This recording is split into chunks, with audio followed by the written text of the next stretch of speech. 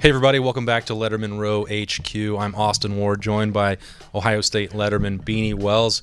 We're debuting now that it has a name, BuckIQ, the film study, and we're going to start it off with a guy who knows running backs. We're going to talk about one of the best in the country, J.K. Dobbins. And Beanie, what he did last year as a freshman, I'm sure it caught everyone's eye nationally. It had to catch yours. Oh, certainly. I mean, when you watch a young guy and his ability to be able to come in as a young kid, not come in early, but to be able to come in and be productive, and to be productive as he was this year, I thought it was phenomenal. Sky's the limit for this young kid. I know everybody uses that cliche, but when you really watch him, you see the potential there that you didn't see in a lot of other running backs that come through here at such a young age. A lot of truth in those cliches, but let's figure out exactly why.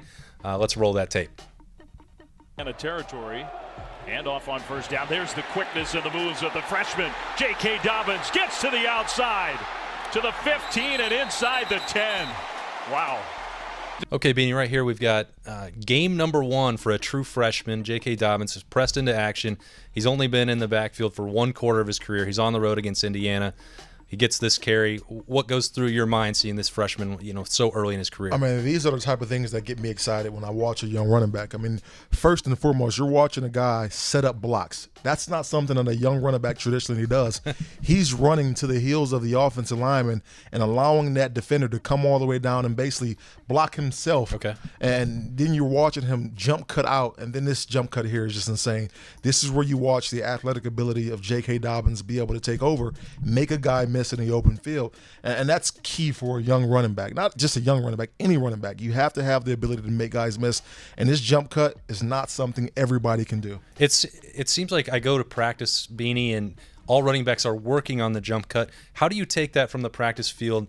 Is it just he's just got a natural ability, a knack for it? Like why is he able to do this in his first game in the second quarter? We worked on jump cuts every single day of my career at Ohio State.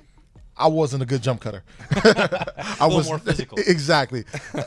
He just has that natural ability to be able to make guys miss and to be able to use his feet in ways to get him in and out of trouble. And that's the thing that I love about this kid. He can do so many dynamic things. Look at him just set up the block here.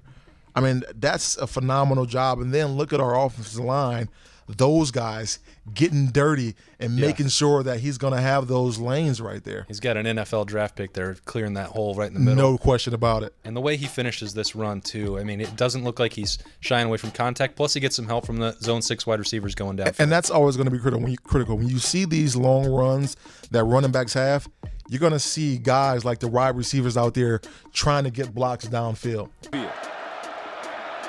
Here's Dobbins running left this time with a huge opening down the sideline. Puts on the afterburner, stiff arm, see you later. Touchdown, Ohio State, 52 yards.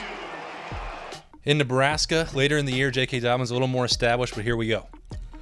This is one of those runs to where he's running to the open spot. The great thing about this is we're watching him outrun angles. Sure. I mean, that's something that you really don't traditionally expect from a guy who can get down and dirty in between the tackles. And Who should have him here? Who should have him? Who should bring this guy to the ground, Beanie? Linebacker number 5 right here should be getting him. He has the angle right there. Maybe number 7, he has a hand on him, and you can argue that he could have made that tackle, but just watch him outrun angles. That's not something that you would traditionally expect from a young guy. You watch his speed. This poor defensive back here. Just embarrassing. He embarrasses him, and then he does something that I love the most. Look at that stiff arm.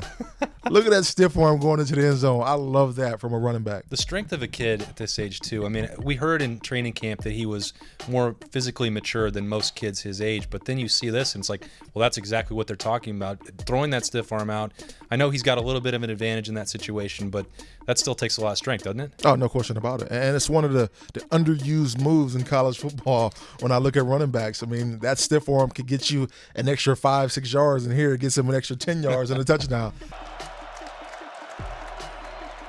Dobbins breaks a tackle, watch out! Burst of speed! Look at this freshman! J.K. Dobbins!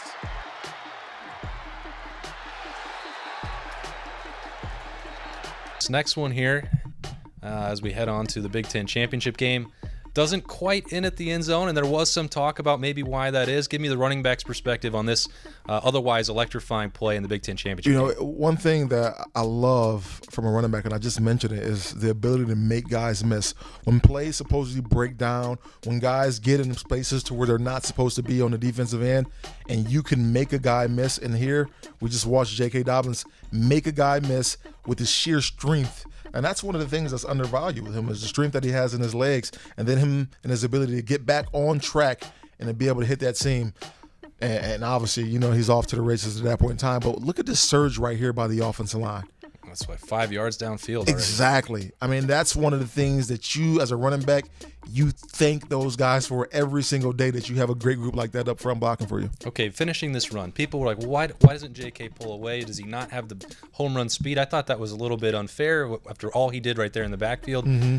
When you hear any kind of criticism like that, or what's your take on the finish of this run here? You know, obviously this is one of those runs where I believe he probably ran out a little bit of gas. I mean, I don't know the plays before this one, did he carry the ball or not, but it looked like he just didn't have the gas to obviously take it a distance. But he's also using the field. And as a running back, it's important to use every bit of the field that you can, and he's trying to separate from those defenders.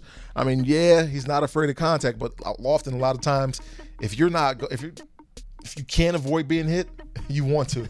Well, it might be one of those runs too, Beanie, that he takes to Mickey Marotti in the offseason. Mm-hmm. Make sure that I can finish that off next year. But everything else on tape obviously looked pretty good. This is a guy with over 1,000 yards, one of the most prolific freshman seasons in Ohio State history. Beanie Wells knows how hard that is for Ohio State tailbacks to do. And we broke it down on BuckIQ today here at Lettermen Row. Come back and join us again next time.